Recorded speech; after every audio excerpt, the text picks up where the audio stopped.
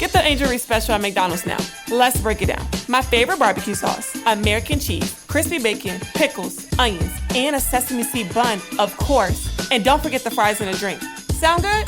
Ba-da-ba-ba-ba. At participating restaurants for a limited time. Every day, thousands of Comcast engineers and technologists, like Kunle, put people at the heart of everything they create. In the average household, there are dozens of connected devices. Here in the Comcast family, we're building an integrated in-home Wi-Fi solution for millions of families like my own. It brings people together in meaningful ways. Kunle and his team are building a Wi-Fi experience that connects 1 billion devices every year. Learn more about how Comcast is redefining the future of connectivity at comcastcorporation.com/Wi-Fi.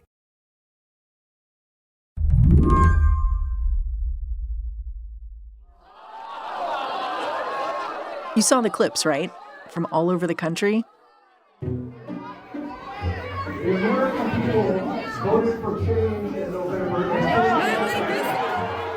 These are recordings of one GOP congressperson after another, facing a whole lot of questions.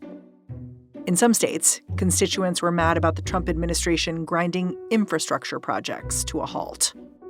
California's high-speed rail disaster is the worst public infrastructure failure in U.S. history. In other places, the subject matter was more broad. When will you stand up to them and say that is enough? There were questions about separations of power, the Constitution, and DOGE. The end result of the fraud and abuse that has been discovered already. But in every state, voters were booing. I think by and large this is moving very quickly compared to other administrations, and I think across the board he's done some very good things. I think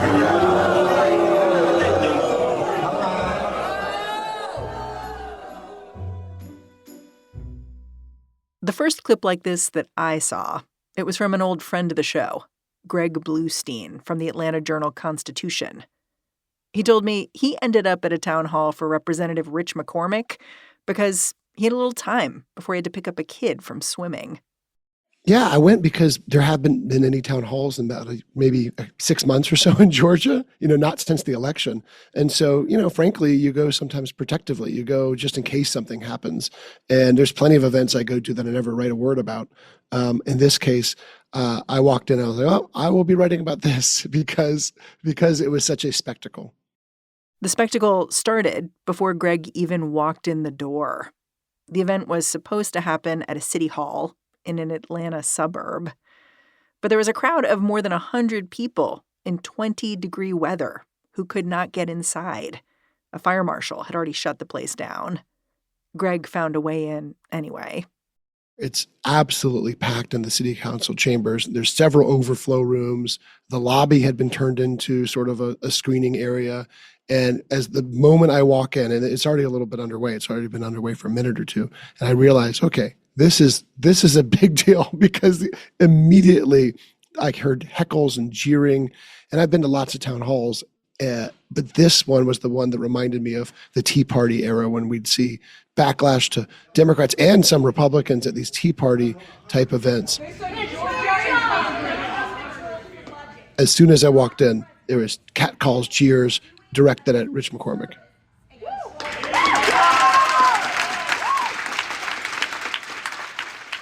There was one questioner who essentially said, hey, we understand that if there needs to be cuts, we understand if you have to use a scalpel, but you're using a chainsaw, right? And that was fresh off of the image of Elon Musk wielding the chainsaw at CPAC, right?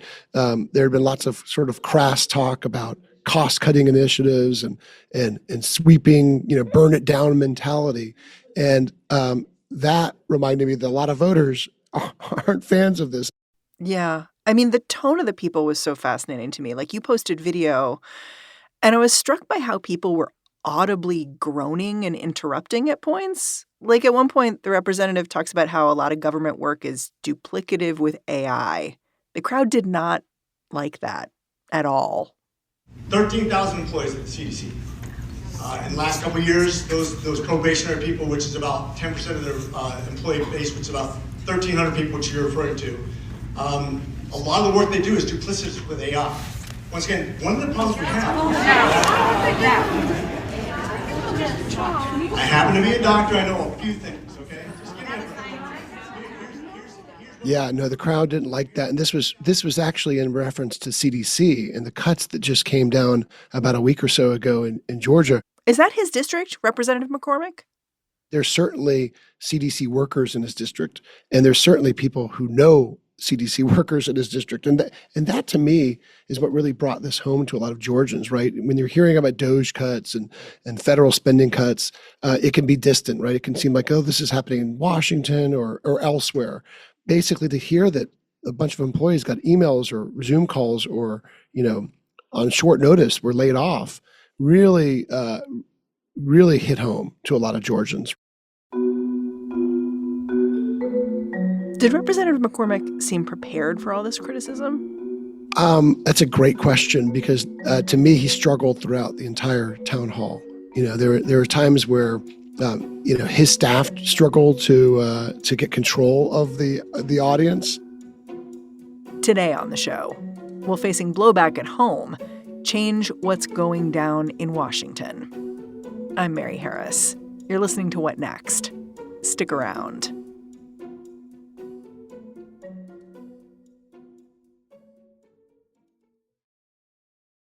When you check out at the pharmacy, you see the journey from idea to medicine, thanks to our intellectual property system, or IP for short. IP safeguards inventions, like a new way to prevent seizures or lower cholesterol. And IP supports competition from other brands, then lower cost generics, which are 90% of prescriptions filled in the U.S. Innovation, competition, lower costs, thanks to IP. Learn more at phrma.org/IP Works Wonders. This episode is brought to you by Progressive Insurance. Do you ever find yourself playing the budgeting game? Well, with the Name Your Price tool from Progressive, you can find options that fit your budget and potentially lower your bills. Try it at Progressive.com. Progressive Casualty Insurance Company and Affiliates. Price and coverage match limited by state law. Not available in all states.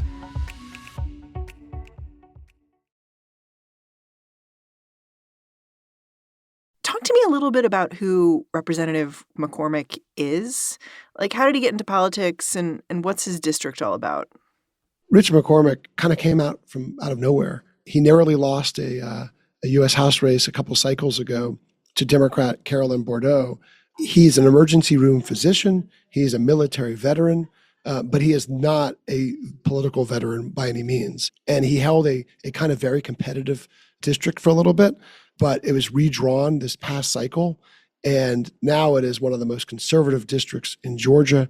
He won his reelection by about 2/3 of the vote. So he is in about as safe as a Republican district as you can get, at least around the metro Atlanta area. But it's still a very diverse area, right? So it's a broad sort of cross-section of North Georgia that he represents.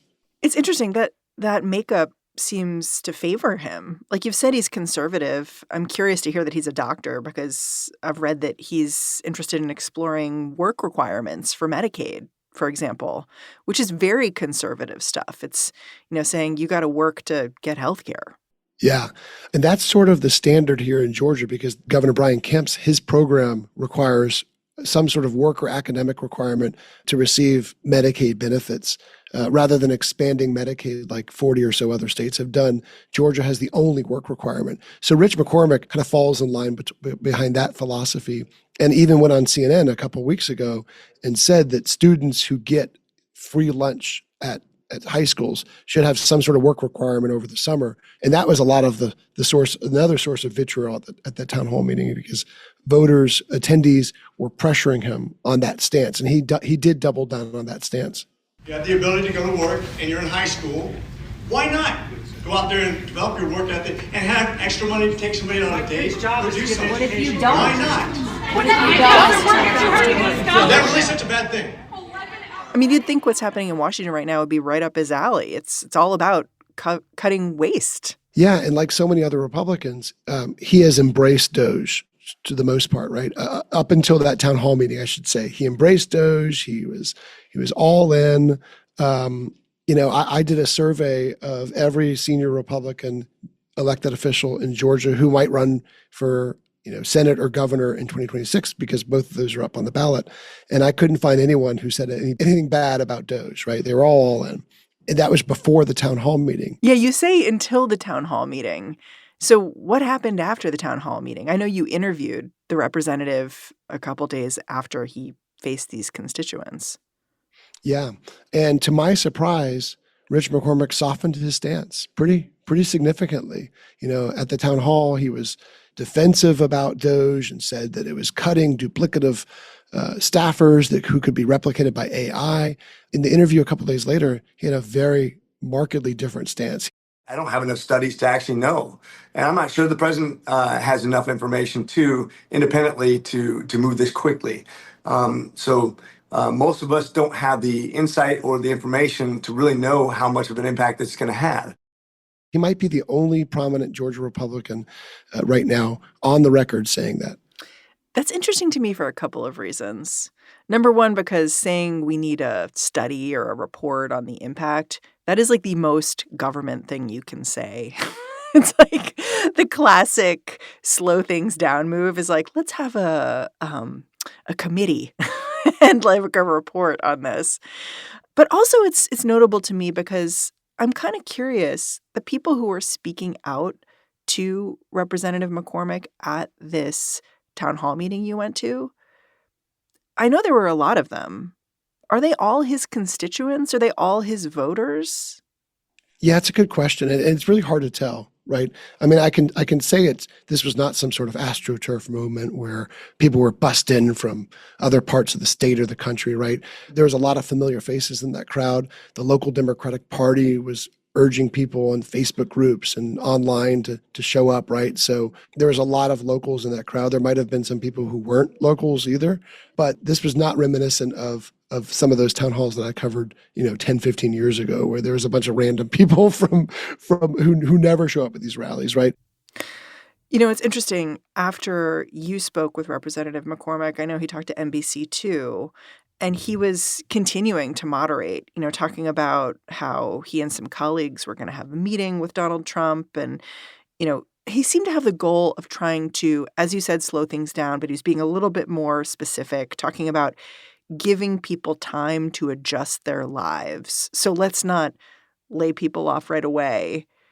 That was interesting to me too, because it wasn't saying no layoffs. It was just saying like, let's give people a month or something. Yeah, I think it's interesting because in Georgia, and I think far beyond, but particularly in Georgia, Republicans who are Trump supporters generally don't back off. They double down.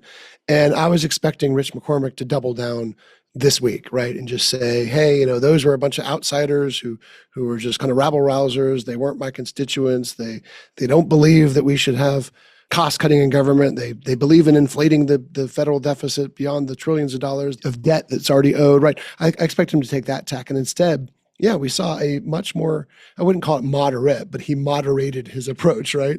He's still very conservative. And there's a couple things at play here. One is that, hey, he might have really been personally chastened by that backlash. And it's good for members of Congress to get out of their bubbles and to interact with actual constituents, not donors, not people from advocacy groups and others that they often see. But two, he also is thinking about running for higher office in 2026. He might end up challenging John Ossoff if Governor Kemp, who is sort of the number one recruit for National Republicans, if Kemp doesn't run, there's a whole range of Republicans who could run. John Ossoff is one of the senators from Georgia. Yes, Ossoff is the first-term Democratic senator, and he might be the most vulnerable Democratic incumbent in the nation in 2026. So he is the top target for National Republicans right now. And so Rich McCormick knows, too, that if I want to reach out to a broader electorate, I've got to moderate my stance. But what makes that so different is every other Republican who might also run for that Senate seat is doubling down. Even Brad Raffensperger, the Secretary of State, who has lots of run-ins with Donald Trump. Yeah, notably, he was one of the people who stood up to Donald Trump when he was trying to get Georgia to find some more votes for him back in 2020. Exactly. He might have been like, the top of Donald Trump's revenge list. Well, he's saying nice things about DOGE. So to see Rich McCormick kind of take this other tack is very, very interesting to me. Do you think Representative McCormick is eager to greet his constituents again at this point? That is such a good question because his mentality, and I've known him now for 5 or 6 years, and I've gotten to know him fairly well. His mentality is he likes to kind of get in the mix, right? He is not one to shy away from even hostile crowds, right? He likes to mix it up. He took a gamble by endorsing Ron DeSantis. He was the most prominent Georgian to not back Donald Trump in the last election campaign, right? So he's not afraid of getting in there. But I asked him that question this week, and he said, hey, we just have to make sure that it fits with our strategy. So to me, that's a no. That's a no way. I might be surprised, and he does it again. My strategy is to have as many positive interactions so that I can run for Senate is, I think, what you're implying here. Yeah. There's lots of really savvy Republican strategists here in Georgia who are publicly saying, don't ever do a town hall meeting, right? Especially if you represent any slice of Metro Atlanta. Don't do it, don't do it, don't do it. I think a lot of Republicans are also getting that message nationwide. I, for one, hope that they don't follow up, not just because, it's such a great opportunity for constituents and residents to interact with their Congress members and ask questions that me and you might not ask as reporters. We have our own frame and we have our deadlines and our story pitches and all that. But, residents, attendees, constituents, they have a lot of different questions and struggles and challenges that we might not ask about. So I hope that they do it, but I worry that they won't. After the break, how the growing public anger in town halls across the country might derail Donald Trump's agenda.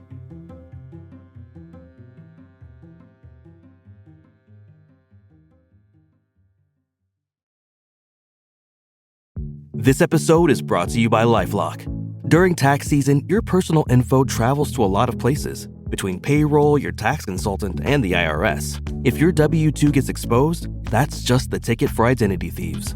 That's why LifeLock monitors millions of data points every second. If your identity is stolen, they'll fix it guaranteed or your money back. Don't let identity thieves take you for a ride. Save up to 40% your first year. Visit LifeLock.com/podcast. Terms apply. Hi, this is Dahlia Lithwick, host of Slate's legal podcast Amicus. On our recent episode, Trying to Undo a Coup in the Courts, former federal judge Nancy Gertner raised the alarm about an unfolding constitutional crisis. If the court tells them to stop, that they'll say, the hell with it, we're going to continue. Sue me. Sue me some more. President Trump's administration and his unelected oligarch sidekick, Elon Musk, are losing in court a lot. But will that slow their roll? Listen to new episodes of Amicus with me, Dahlia Lithwick, every week. Subscribe to Amicus wherever you get your podcasts.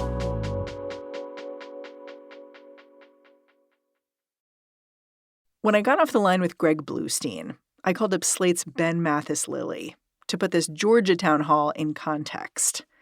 One thing Ben has been noticing is how a lot of the spiciest tape that's wound up on the internet has been from places that are feeling the impact of Trump and DOGE very personally because they're losing jobs. In Atlanta, where Greg is, the CDC is seeing layoffs. But government workers are everywhere, Ben says, as you can tell just from scanning through the clips. Yeah, so in the one that is in the news at this moment, we have Representative Mark Alford in Missouri, and he was dealing with people who worked for the Internal Revenue Service. Government employees are going to be let go, and that's just the reality of it. And I feel bad that people have been laid off. I truly do. There's 30,000, I think is the number, federal employees in the Kansas City area. Again, Elon Musk's plan is to kind of slash these people's jobs at random. And so even though this is a strongly Republican district, you are seeing people show up and say, this is a problem for me. Like, what are we doing? And the Democratic Party, I think one thing we should say is that this is to some extent organic. It's not being directed by people in Washington. It's not being directed by Chuck Schumer or George Soros, so far as we know. But these things are being advertised by local Democratic groups. So even in a pretty far right district, there's going to be a local Democratic Party, and they're letting people know, hey, there's a town hall coming up. this one's in a coffee shop. If you object to what's going on, why don't you show up and make your voice heard? Yeah, they're there to blow on the embers that are smoldering. Yeah, exactly. Something that stood out to me, I was reading this article in New York Magazine, and it basically made the point that Trump and his allies keep talking about having a mandate for governing. Like, the American people wanted us in here doing what we're doing.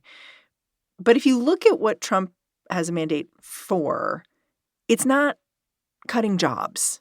Like, it seems like the volume is up on different kinds of programs than what he campaigned on, you know?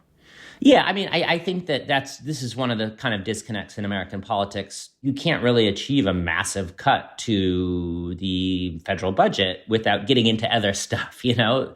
Like the low-hanging fruit is not going to be enough. And so what we're seeing now, I've been kind of making a list just for my own recollection of these things. It's, AIDS drugs for newborns in Africa, people who protect you against mortgage and credit card scams, national park rangers, air traffic control employees, cancer researchers, food safety inspectors, nuclear safety personnel. Absolutely Trump, and no one will ever campaign on firing these people. Yeah, tell me what the polls are saying, because I know that you gathered up a whole bunch of data to just see how approval ratings are fluctuating right now. Yeah, so Trump's approval rating is sliding, and last week there were, I think, like 3 or 4 big polls that came out, nationwide polls, and by wide margins in each one of these polls, people would say that, for example, 55% of people responding to Quinnipiac said Elon Musk has too much power right now. Only 36% said it was the right amount. Reuters Ipsos poll, 62% say that the president should not be able to fire federal employees who don't support him. Only 23% agree. Finally, we got a sense after a month or so of people in the press and professional Democrats and highly engaged readers saying that Trump is going too far. We did start to get a sense that people who don't pay as close attention to the news and don't work in politics also think that. And that's kind of what's been delivered at the same time, coincidentally, as these town halls took off. And I think if it's probably putting a little bit of a pep in the step of Democrats in Washington and probably around the country. It's interesting because these polls don't seem to be breaking through to the big man himself. Like, Trump was asked about what's happening at these town halls, and he was really dismissive. And he basically said, well, I'm still popular. And I'm kind of curious whether any of this ever breaks through to 1600 Pennsylvania Avenue. I think that he responds to headlines on cable news and in the New York Times, despite the fact that he purports not to have any respect for those outlets. Like, those are things that he really cares about. And so, you saw efforts to rehire the people who worked on bird flu and rehire the people who worked at nuclear sites on nuclear security. And then, same deal. He cares a lot about the Dow Jones Industrial Average. And so you see him responsive to that when it comes to the tariff question. The other thing is the Republicans around him that have to run for re-election in 2026, they care about this stuff. And you're starting to see some movement there as well. How so?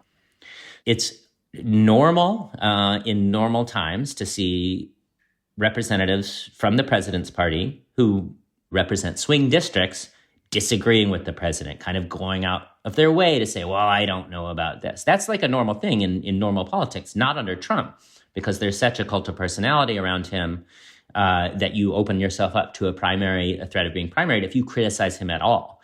So for the first several weeks of the administration, we didn't see any pushback. But now we're starting to see people in Ohio, the representative from Staten Island, saying, maybe this is moving too fast. It's like very tentative. I don't want to overstate it here. We're not seeing a rebellion against Donald Trump or Elon Musk, but we're starting to see people say, you know what, my constituents here may have a point. Like, maybe we should actually, review what the consequences of shutting down entire government agencies might be before we do it. So you are starting to see that creep into their public statements, probably in response to what's going on at the town halls and in the polls. Over at the American Prospect, I was struck by this article by David Dayen, which was titled "The Coup Has Failed." His thesis is basically the data is in, being like the approval ratings you're talking about, the people at the town halls, and Donald Trump is cooked. Like, Americans hate what he's doing. Are you willing to go that far? Famously, that's the worst prediction to make in American politics. You mean because Donald Trump has 9 lives? Exactly. Maybe more than that. But I think it's on sound reasoning, right? I think that what this is not is wish casting, as the term has it. This is not just saying like, I hope Donald Trump is cooked, therefore, I'm going to piece together a few data points and say that he is. I don't think that's what's happening here, because I think if you look at the situation he's in, the hand he's playing, it's not a good one.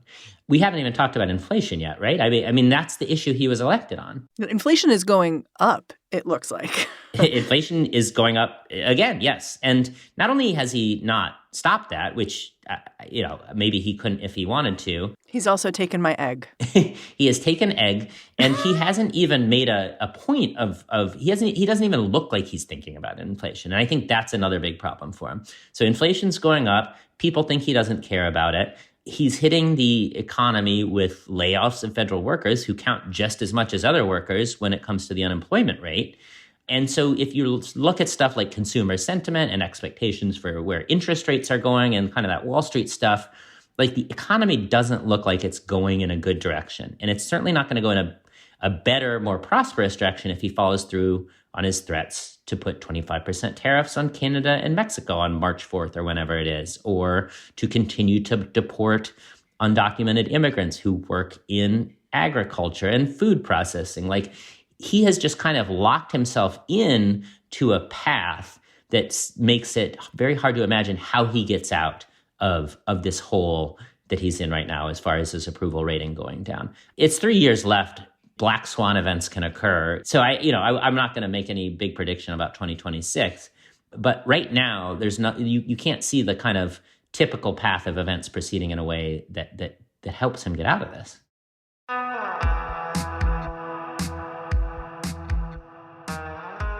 Ben, I'm really grateful for your time. Thanks for coming on the show. Thank you for having me. I always enjoy it. Ben Mathis-Lilley is a senior writer for Slate. We heard a little earlier in the show from Greg Bluestein, a political reporter for the Atlanta Journal-Constitution. And that's our show. What Next is produced by Paige Osburn, Elena Schwartz, Rob Gunther, Anna Phillips, Madeline Ducharme, and Ethan Oberman. Ben Richmond is the senior director of podcast operations here at Slate. And I'm Mary Harris. Go track me down on Blue Sky if you'd like. I'm at Mary Harris. And thanks for listening. Catch you back here next time.